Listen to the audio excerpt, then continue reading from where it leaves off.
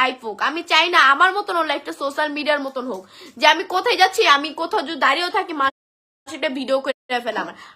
আমি চাই না আমার মেয়ের জীবনটা এরকম হোক, আমি চাই একটা সুন্দর জীবন পাক, একটা সুন্দর জীবন, একটা ভালো জীবন পাক।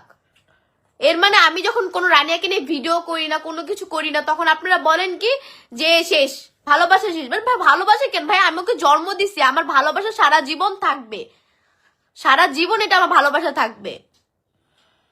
এটা আপনাদের ভিডিও করে আমার দেখাইতে হবে না যে রানিয়াকে আমি ভালোবাসি বা ভালোবাসি না। আমি মা, আমি জন্ম দিছি, আমি সারা জীবন ভালোবাসবো। আর পৃথিবীতে এমন কোনো মা নাই যে নিজের সন্তানকে জন্ম দিয়া ভালোবাসে না, সব মাই ভালোবাসে তার সন্তানকে। বাট এই যে অনেক মানুষ কমেন্ট বক্সে দেখলাম ইদানিং কি জানি বলতেছে যে আমি নাকি রানিয়াকে ছেড়ে দিছি, ফালায় দিছি। ভাই ফালায় দেওয়ার হইলে অনেক আগে ওই দিকে ছাইরা ফালা দিয়ে আসতাম, ওইদিকে ছাইরা ফালা দিয়ে আসতাম, বাট ওইদিকে ছাইরা ফালা দিয়ে আসিনি, নিজে পালতেছি, নিজে সবকিছু করতেছি। বাট ওই মানুষটা বলতেও পারবে না যে আখি কখনো রানিয়ার খরচের জন্য একটা কল দিছে। আমার ইগো এতটুকু যে আমি আমার মেয়েকে নিজের টাকায় বড় করতেছি, কারো বাপের টাকায় বড় করতেছি না।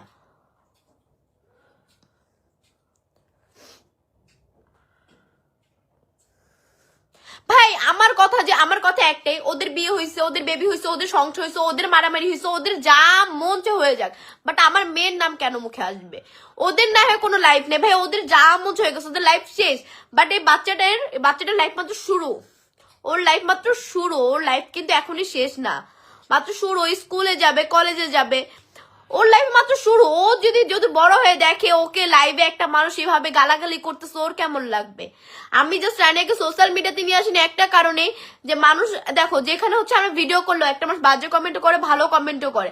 আমি চাই না রানিয়া নেগেটিভ কোনো ভাইব পাক, আমি চাই না এই জিনিসটা, আমি চাই না, আমি চাই না ওই জিনিসটা ফেস করুক।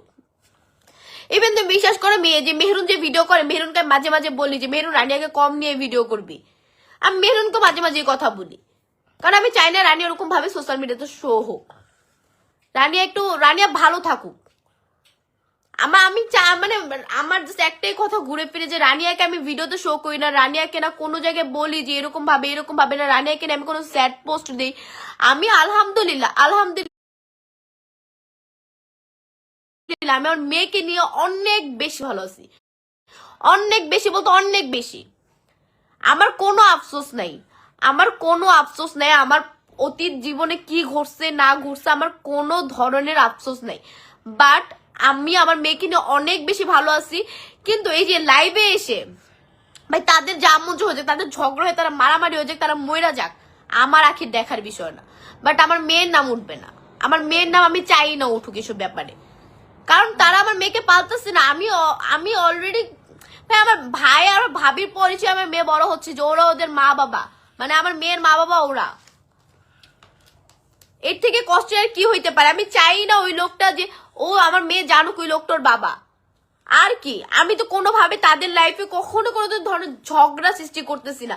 আমি তো কল দিয়েও বলি না যে একটু রানিয়ার খোঁজ নাও, একটু রানিয়াকে দেখতে আসো, কখনো কল দিয়েও তো আমি কথাগুলো বলি না, কখনো তো বলি না। তো আমার মেয়েকে নিয়ে ঝামেলা হওয়ার কোনো কারণই আসে না। যেহেতু আমার মেয়েকে নিয়ে ঝামেলা হওয়ার কারণ আসে না, সেই ক্ষেত্রে আমার মেয়ের নামও আসার কথা না। তাদের মুখের ভাষা হয়তো ওরকম হইতে পারে, বাট আমার মুখের ভাষা এরকম না। বা আমার মেয়েকে আমি এই শিক্ষা দিয়ে বড় করতেছি না যে রাস্তায়